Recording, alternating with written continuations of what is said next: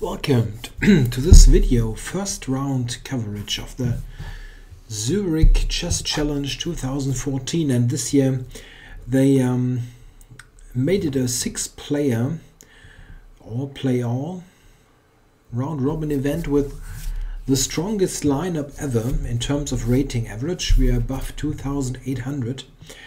This is quite nice. Don't have that too often, and yeah, it's basically the 4 top players from the Tata Steel tournament. So we have Aronian, Nakamura, Caruana and Gelfand, and they are joined by the world champion Magnus Carlsen and the former world champion Anand, who returned to the normal tournament arena after their match in Chennai last year. So very, very strong lineup. And it would be interesting to see how those two fare after the break, after the match. Alright, let's go to the first game. Nakamura playing white against Caruana. Note that they play an old, rather old time control. 2 hours for 40 moves, 1 hour for 20, and then, not sure, 10 or 15 minutes with an increment. I actually like this time control, but it's getting rarer nowadays. Okay, let's start. We have a Gelfand by Caruana. No, he's playing many openings, but the Gelfand is one of his main lines. And Nakamura goes for a slightly offbeat line. He's playing this check on a4. Bishop d7, now back to b3. This is of course a bit almost identical to the Russian line, queen b3.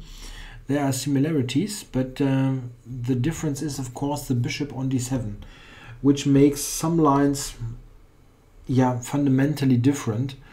Of course, if you look at this, black takes, castles, and well, bishop e4 is Nakamura's preference, but if you would play e4, we see that the extra move bishop d7 really changes things.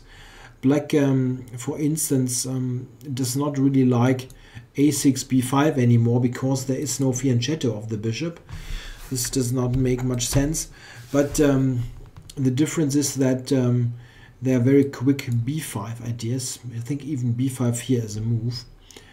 Nakamura is playing differently. He's playing bishop f4.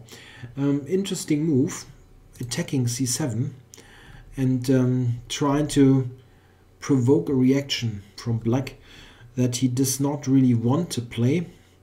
And he played c6.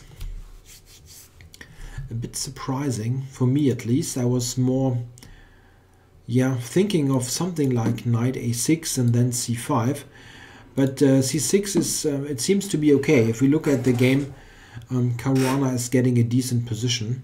Nakamura playing e4 and then b5. Black, of course, needs to get some activity on the queen side with this awkward bishop on d7. He needs to get going, and he does, quickly attacking the white center. Note that white occupies the center, very typical for the Gelfand, but he is somewhat behind in development, especially look at this, the king is still on e1 and he needs a bishop move to allow castling. So it's not all great for white. And this attack on the center is substantial. What should white do now? If he, for example, takes material, well, he takes on c5, which is very sensible. But let's say, for instance, if he takes on b5, just to show some possibilities, what should black do? He can take on b5 and take here. But note that this move would skewer 2 pieces and refute this idea. Black, however, has other options. He can, for example, play knight a6, introducing knight b4. And black is really starting to get a substantial lead in development now. I think knight takes b5 is not really a great idea. If white tries to prevent knight b4 with a3, for example, black can take. And now it's a bit annoying. How do you actually recapture?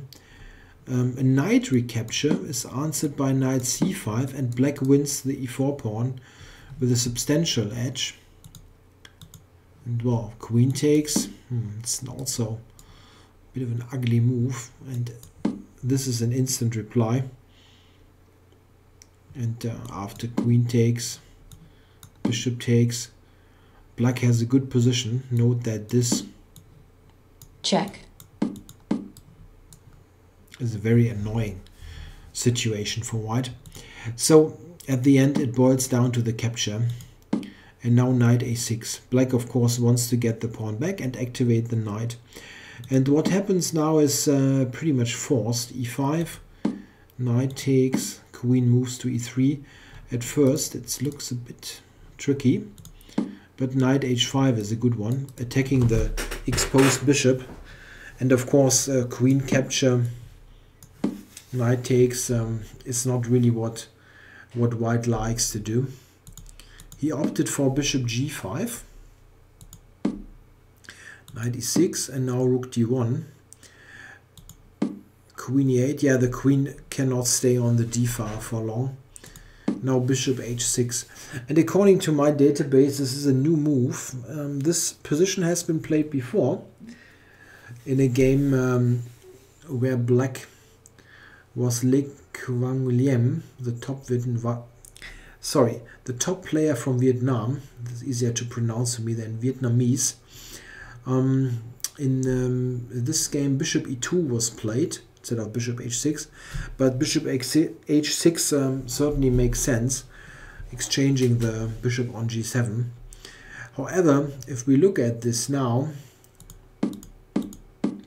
we see that black has activated his bishop here, and he's got ideas to play knight to f4. It really seems that black does not have any particular problems here. Nakamura quickly changes to playing it safe.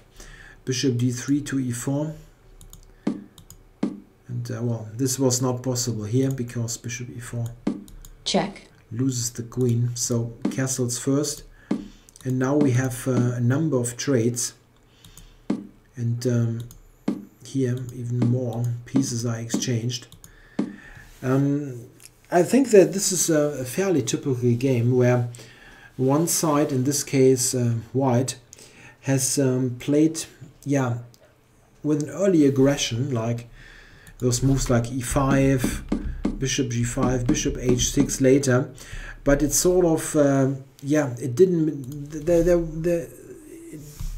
there was no real result of that. It was mostly trades, and it very often fizzles out to pretty much nothing. In the game after the good move queen a8, g2 was hanging, so white needed to spend a move with f3, and now rook d8. And if black gets this file, it's pretty clear that he has absolutely nothing to fear. In the game, check, we had a rook trade. Yeah, and here the black queen is getting very active, so white is deciding to exchange it. Yeah, and this endgame should really end in a draw. There is some precision needed, and we see because well, f6 was necessary to get the king involved, but one point is that the f6 pawn can be a bit weak with knight g4. So we see that after the kings are brought to the center, one problem is that if black tries to, he plays h5 now, if black tries to play a move like king d6, he always has to watch out for this knight g4 ideas. So he takes the move to, he invests a move with h5 to prevent that. However, we see now that after the king invasion, he needs to play precisely. White is somewhat more active. I think it was easier to just have played king to d6. but I don't think there is something terrible happening. We have some trades on the king side, and black is just active enough so that he can stand this pawn loss. Around here, there's absolutely no way to see forward for white. The knight is always needed to control c4 so that black is not activating. And how does white make any progress? I think what Nakamura got in this game later here is the absolute best what he can achieve, probably after some maneuvering. Yeah, we got this trade, and white will win the f-pawn, but this is just a dead theoretical position. White cannot win with the sole f-pawn. And after a while, Nakamura played f5, allowing the capture. If white would have tried on, just to show a bit of this, let's say knight e4. Yeah, this makes some sense, allowing the f-pawn to be pushed. Black plays king to d7. Yeah, now let's say f5, even is a drawn king and pawn endgame with no chances whatsoever. So again, to prevent that, you need to move the bishop, sorry, the knight, let's say, where? Here. Yeah, black can even get the king over. There's absolutely no progress to be made here. So I think a very correct draw. I never, if you look at this with a comp, it never goes away from an equal assessment. In the opening, it has some ideas to improve, but nothing spectacular. And later around here, it really feels like a very equal game. So a drawn start for both Nakamura and Caruana. Okay, next game, let's look at Aronian against Anand. Anand always struggles against Aronian. He has a very, very bad score against him, and some really drastic losses. So let's see what happened in this game. Yeah, Aronian opens with one c4. He mixes his moves, c4 this time. And Anand signals his intention to play Queen's Gambit. This is not what he's usually doing, but he also played this against Carlsen in the World Championship match. There they played this line, the triangle, where Carlsen played e4. And at the end, Vichy lost a crucial game, the first game in the match that he lost. It was not due to the opening, though. Yeah, Aronian, however, has a different idea. He plays g3, and this leads to a position that is also frequently reached from the Reti opening with knight f3, d5, g3. Here, black has a principal choice. He can either keep the center, try to hold it with bishop e7 and castles. This can easily transpose to the Catalan. In fact, this is the most popular way to play it. Also, after this setup, white can also stay within Reti waters with b3, bishop b2, e3, which is an interesting alternative to the Catalan because it keeps more pieces on the board. The Catalan, the open Catalan with dc4, we've seen numerous times, for example, in the Tata Steel tournament in Zurich. And there's always some drawish tendencies about those positions. When black manages to play c5, it sometimes fizzles out in a draw. The Reti is a bit more fighting, but all this didn't materialize because Anand took on c4. This is the theoretically most respectable move, actually. Well, bishop e7 is also, of course, respectable, but d takes c4 is usually the argument against white's move order. Check. Queen a4 check. wants to get it back. And now a6, intending the b5 expansion. Note that a very typical motif is that after a6, the move a4 does not help at all. Black can still play b5. It's a very important motif, and of course this is leading to an early disaster. White loses the queen or a rook. Can choose what to lose. a4 is not helping, and this means that black will play b5 and c5 anyway. Aronian plays the queen back for prophylaxis. The idea is to quickly play a4 in response to b5. We see this now. He plays first rook b8. Yeah, b5 is also, if we look at this instant b5, there is knight e5. So a further preparatory move is needed. Rook b8, castles, b5. And now white is ready to play a4. Note that after a4, my first reaction was, wait, what about knight c5? But this is not really working.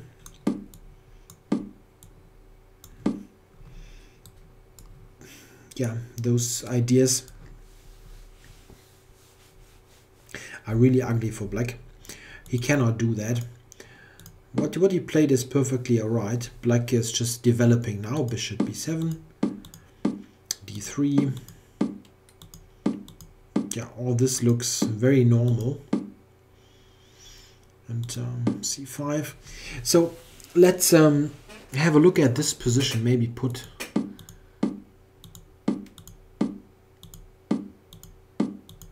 this on the board. The moves before were fairly normal looking. Yeah, this type of position is well known, and it's all a question about those two pawns, b5 and c5. Are they securing black space on the queen side, or are they just weak? This is in fact not easy to answer. In the game here, it however turned out that black had some weaknesses on the queen side. I can show you how it continued. Rook a8, and this allowed b4. And after this move, I'm not sure that black still get a satisfactory game. It's a bit tricky now. The problem is, if those two pawns are exchanged, the resulting structure is just a bit better for white. The b pawn, while being a pass pawn, is also a weakness and can be attacked by the rook, for example. And this structure will emerge now. It's very difficult not to allow it. In fact, Anand tried to prevent this structure with the exchange on c5, but it wasn't really a good position that he got. Played rook a6, e4. Yeah, this is also very typical. Bishop back, and knight b3. And now we see the pressure that is mounting on the c5 pawn. Here in this position, Anand yeah, he took a very committal decision, and it's hard to tell if it's really a good decision. One important line, however, is queen a8. This is a line that I analyzed a bit, and the main point is, of course, that this battery here against the bishop makes it more difficult for white to take on c5. However, the capture is the critical move. Let's check this. Takes, and now black takes on a5. At first you think, wait, isn't this good for black? Two minor pieces for the rook, but there is knight d4, which is very important, attacking the bishop on c6. Yeah, and the black only has one move now. He needs to play the backward knight b8. That, however, after the capture in d4 leads to dangerous pawns. So a very interesting type of position. Note that e5, d5, knight d4 and d6. Black has a very important resource. He can take on d6 and get the pawn. This type of position with a very strong knight on d4 in compensation for the exchange should be fairly okay for black. I mean, only white can be better, but with the material, but it's very tricky and don't really great for white. Rook a8, Queen a8 here was an interesting alternative, maybe making it more difficult. He took on b4, and yeah, well, this relies on a tactic, and I'm not sure that is really a good one. Aronian just played Queen d2, intending to get the pawn on b4 back. And if now black plays a nothing move, something, yeah, that just keeps the position going. Let's say, oops, let's say h6, yeah. Here, h6. And black just takes, white just takes. And we get to this position. And now we see that the pawn move to e4 was controlling the important d5 square. And white is ready to just play knight b2 d4 and capture the pawn. And yeah, this is very, very difficult for black to prevent. I don't think he can really. White will win a pawn. And probably the game later. This is why Anand had something else planned. He now played the stunning piece sacrifice on e4. I guess he already had envisioned this idea when he took on b4, otherwise this capture didn't make much sense. But I don't really believe that this leads to a good position for black. The problem is, after that, black has, he's got 3 pawns, but these are doubled. And note that the b3 knight is an exceptionally strong blockader. I don't think that this is okay for black, really. White should be better. It's tricky though, still tricky. If we look at the further development of the game, we see that here white played a very interesting move. And a good one, a good one. He took on d5. This is a decision that is not so easily taken. You give up your good fianchettoed bishop for a knight, but it's still a good move. And the reason is that in this concrete position, black needs to take with the pawn. And now we have a situation where black has, well, it's got 3 pawns now on the queen side, while we've got 3 against 3 on the king side. But look at those knights. They are absolutely ideally placed to blockade the pawns. This is just not a good structure. And yeah, around here I think white is very close to having a winning position. But it's still not so easy. Anand is a tricky defender. He placed the rook on c4 and tried to activate his pieces. Yeah, queen to f5, and now intending to even push the h-pawn. Here we go. So with time ticking down, we cannot be sure of the clock times though. Don't take that too serious. Anand is trying to muddy the waters with h5. And a couple of moves later, in fact, yeah, we have some trades. Here he had a chance to really put up a more stubborn defense. He could have taken on c5, and this in fact has some tricky points. Let's say this, and now d4 is interesting to get these exchanges going and to get near the king. The point is that if white now tries to get the queens off, to make sure that Check. you're not mated, you can easily get to an endgame of this type. Check. And it's not so clear that white is really winning that. Even if he gets both pawns, it can easily happen that at the end you don't have the right pieces to checkmate. You only got two knights and no bishop. This is not helpful when mating at the end.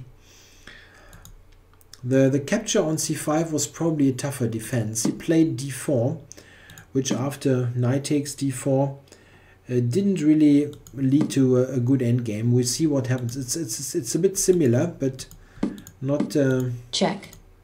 Yeah, like this. Now we have got rooks on the board, and this is of course a substantial difference. Yeah, get this straight, and now it's clear that white will win probably both b pawns in the long run, and he managed to do that. Here's one pawn. Check. He needed to give up the f pawn though, and after some maneuvering, yeah, the king needs to be centralized, and now white combines threats against the b pawn and the f pawn. Yeah, and the knight is of course the key piece, the extra piece that helps you win this endgame. White always needs to be precise here. The thing is, he only has 2 pawns left, and if those get traded off, of course it's an immediate draw. So it's still necessary to play precisely. Yeah, not a very nice move, but you cannot give up the b pawn. Check. And check. Yeah, Aronian is switching his attention to the d6 square, where the knight has 2 useful roles. Check. Yeah, this pawn went away, and now it's getting really near to check. A completely winning endgame, and also not difficult. Check. Again, it's the f7 pawn where you check. need to attack. No. Check. Yeah, and it just takes a while. You need to be patient.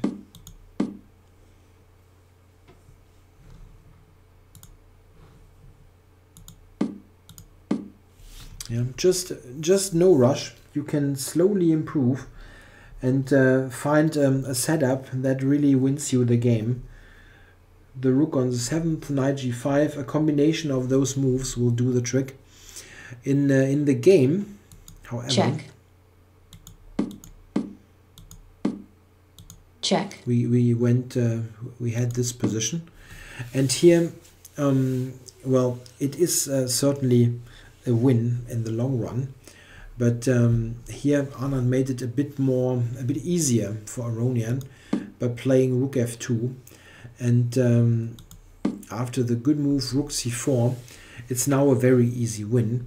The point is that there is rook f4 as a threat, and it's very hard to prevent.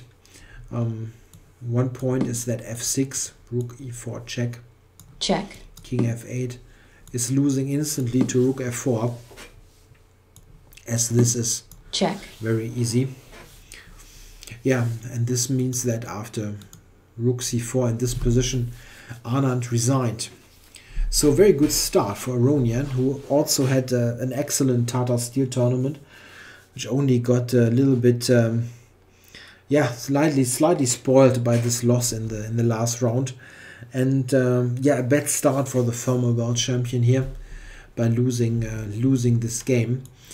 It's not easy for me to determine what really went wrong here. The opening has a very solid reputation, but when Aronian got to this point with b4 played, I think black is in slight trouble. I mean, it's very difficult to not drift into a serious disadvantage here. I think it's clear that the piece sacrifice was insufficient, but I'm not 100% positive how to defend better here. Once you have this position, you probably need to go queen a8, but before there are of course also other possibilities. Yeah, well, a good start for Aronian is obvious from the result. Okay, so we have the world champion left, and you still need to be. I need to get used to that a bit. That Carlsen is the world champion. Okay, he's been the #1 for a number of years before he got the title last year, but still, it's something to get used to after Anand being the world champion for 6 years almost, or more than 6 years really. It's probably slightly more than 6 years. Okay, we have Carlsen against Gelfand, and Gelfand really had a really bad tournament in the Netherlands, and he only, I think he was out of it in a 12-player field. He was on 10th place or 9th place. It really wasn't up to his usual standard. So let's see what happened here. Carlsen also going for c4, g6, and now he returns to a d4 opening. We transpose to the Grunfeld, where Gelfand here opts for the solid setup with c6 and d5. Here black has many options. He can also go for a somewhat sharper approach with d5, of course. This type of setup, which is a bit more in the spirit of the true Grunfeld, where you give up the center for the moment but attack it with knight c6, e5, c5, whatever. And c6 is a bit of a hybrid between the Grunfeld and the Slav, but it is a very solid setup, and probably, maybe objectively, one of the best setups against this line. It's important to note that black is really threatening to take the pawn. White, I think, should take care of the pawn. A move like castles can really be answered by the capture, and sometimes you don't even get the pawn back. This can be a problem. So queen a4, an interesting line, and a line I didn't really know. I knew that that b3 is a move. This I have played myself. Or knight bd2, also a possibility. And there's of course the exchange on d5. This is the easiest or the simplest way to play, to go for this type of position, where you try to prove a very slight edge with the extra tempo. It's yeah, probably not leading too much, but it has some bite. Yeah, queen a4, interesting. It covers the pawn and is very similar to queen b3, which is also a move. Castles, castles, and now Gelfand played an interesting move. He played knight fd7 back. Yeah, a bit curious. Why would you move the piece again? Yeah, it's a very concrete idea. Knight b6 to win the pawn. So white reacts to that. We retreated to c2. And here Gelfand plays a new move. He had this position before, so it is I guess a prepared novelty.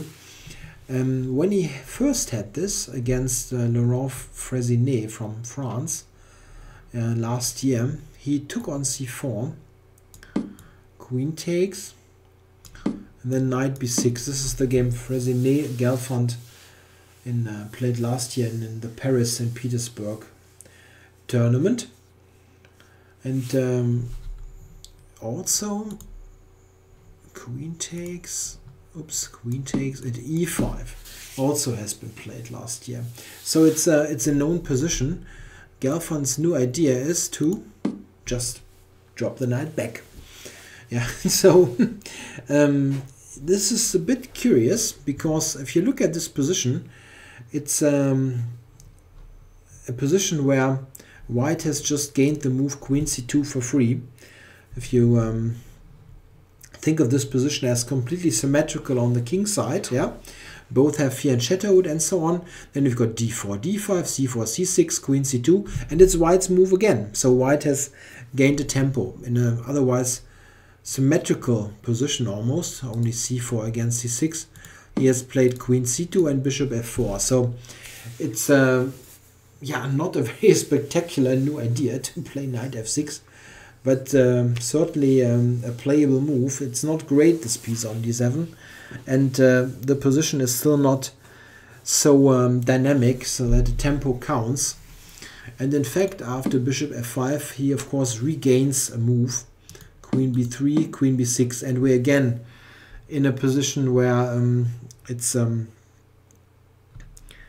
apparent that black has lost any time. Sometimes in those positions, white plays c5 to gain space. I'm not sure that this nets so much here. Black can just trade, or he can play queen a6 is also interesting. If you trade, you need to now decide what to do with your bishop. It's sometimes a good idea to really give up the bishop and just take on b1. This type of position, like this with knight d7 and so on, is very, very solid for black. The queen side is basically closed, and in the long run you might play e5. c5 is yeah, not leading too much. Carlsen once more, he keeps pieces on the board. Knight d2, knight e4, yeah, centralizing this knight. And here he played e3. Yeah, this move is yeah, providing the center with some more stability, and it prepares an upcoming idea. And this is really interesting now. Black now exchanges on b3 and plays knight a6. So how to assess this position? I think white is a bit better, but only due to what he's playing now. And this is just strong.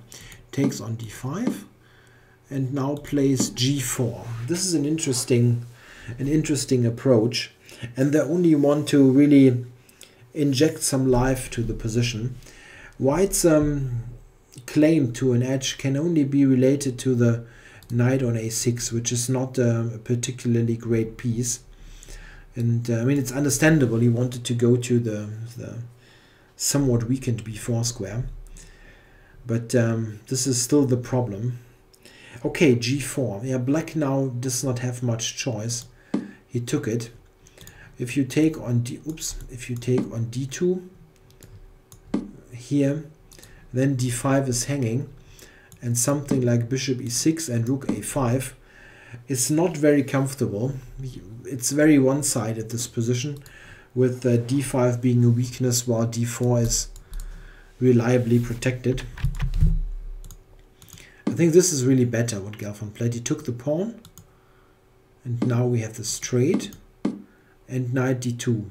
Yeah, well, black now does not have much choice. He must protect the pawn for the time being. If he just allows the recapture on e4, like knight e4, knight c5, whatever, or maybe bishop takes to attack b7, it's a very one-sided position. So f5 makes sense.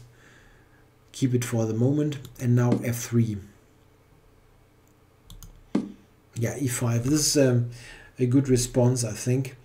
If black takes and now knight takes, we see that, yeah, white has sacrificed the pawn, but it's still a position that I would very much prefer to be white, simply because it's much easier to play white in this position. Let's say knight b4, yeah, to activate this piece, and then knight e5. And yeah, around here, this is just an enormously strong piece on g2. And, not easy at all for black to defend. I think what black probably needs to do here is to take some very drastic measures to limit the danger, taking on e5 maybe, and knight d3, something like that.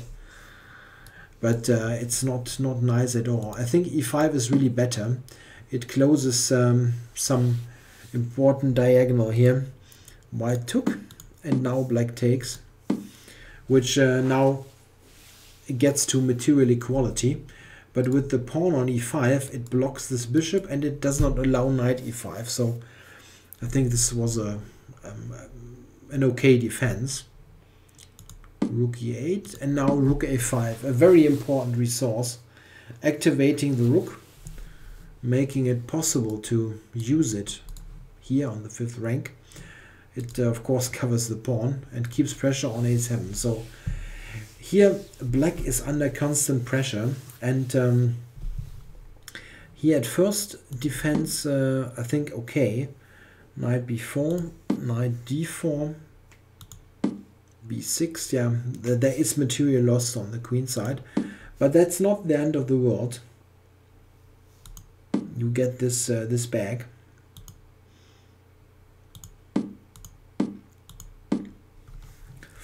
Yeah, and here we have a critical position, really. I think here black only had one move, and it's not easy at all to play that. I mean, I would have been very, very reluctant to play the next move, but it seems to be the only one. What Gelfand plays is not working, but only due to a very precise move by Carlsen. Note that, again, that the clock times are not right. I think here, at least when I was kibitzing briefly during the game, people said that it was basically reversed. So Gelfand was down on time, like 8 minutes, and 27 for Carlsen, so Carlsen had more time. Yeah, what black probably should have done here is to take on d4, which is a very ugly move, but it seems to be the only move that tactically is working. Here, this is what the computer recommends. Leading to white edge, but still is probably better than what happened in the game. It looks terrible to give up the dark squared bishop, but yeah, there are some defensive points. This is one of them. Yeah, this is not good for white. And rook check. g7 check, king h8. Yeah, there's of course this hanging. Yeah, white has a very funny response here. Rook e7. Very difficult this line to calculate, to say the least. But in an analysis, I need to show what is probably the best way to play.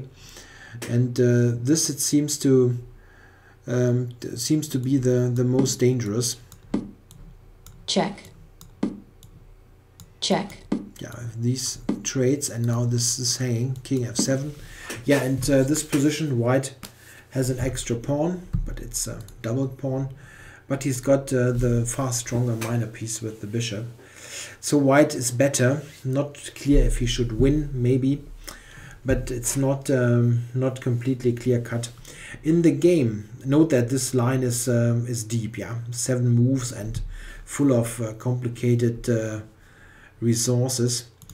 Gelfand played bishop h5, which looks completely innocent. I mean, normal move, but white has a very strong move now that Carlsen managed to find. Maybe treat this as a puzzle. It's not easy, absolutely not. Okay, I'm going to tell you the strong move in a couple of seconds. Yeah, the strong move is knight c2. Very strong. The point is that black now cannot take on c2 because of the moves bishop check. b5 check. Yeah, now it's easy. This is easy. Checkmate. Funny mate. So black needs to play rook e6. And now the important point is that white does not simply take it, but plays rook c1. This is much stronger. This is a pin anyway. Black has no way to get out of it at the moment. And this attack is just very, very annoying now. If black moves the knight, let's say here, check. this is already check. A forced mate. Checkmate. And this is a real problem. The knight cannot move.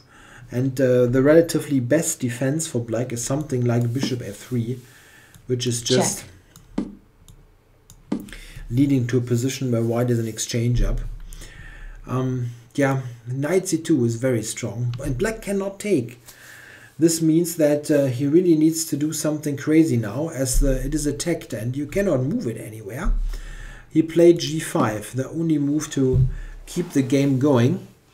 but this leads to material losses. Now white just takes it, and yeah, how should black defend now? If he played rook g6, but if black takes now, this is the problem.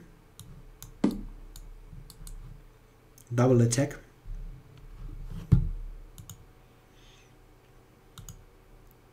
And therefore this is probably forced. Yeah, and now it's time to take stuff. Another pawn. Yeah, again we need to check knight takes c2. Check.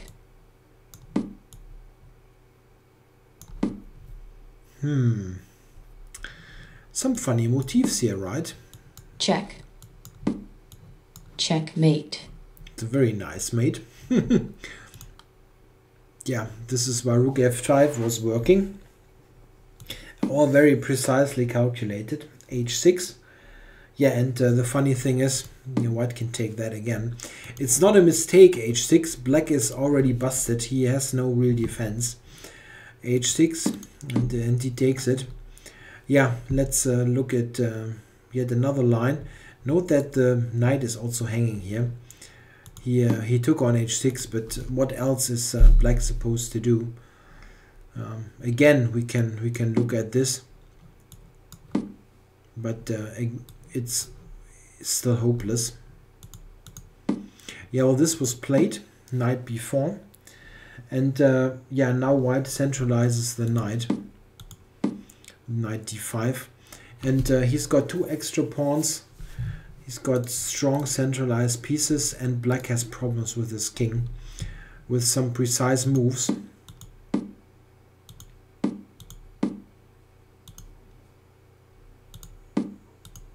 Carlsen managed to intensify the pressure with Gelfand being very low on time.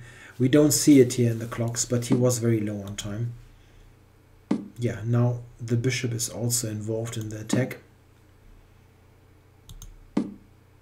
Again, after king g7, rook f2, Gelfand resigned. I think he resigned. He didn't lose on time.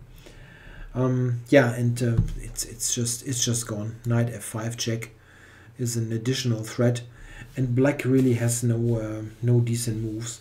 If he takes on e7, there's rook g2 check, and well, you lose the rook. Something like that is entirely hopeless. So a win for Carlsen and a loss for Gelfand, who really yeah, seems to be still a bit under the weather from the Weichansee tournament. But it's very difficult sometimes in those games. Where exactly did he make a big mistake? I mean, it's a bit strange sometimes. I think Carlsen played, I think, almost a perfect game. You cannot criticize any of the moves. It's all completely logical, makes sense, and beautifully calculated. It's just like, how did it happen that this was coming, and now black is under slight pressure, and it's easy to break down after that. And well, what he did is he probably here, when he played that, he probably made some calculation mistake with knight c2. But yeah, these are all very, very small details, and you cannot really say that, well, Gelfand played a bad game. I mean, okay, he lost. He probably wasn't satisfied and everything, but it's not like he was completely...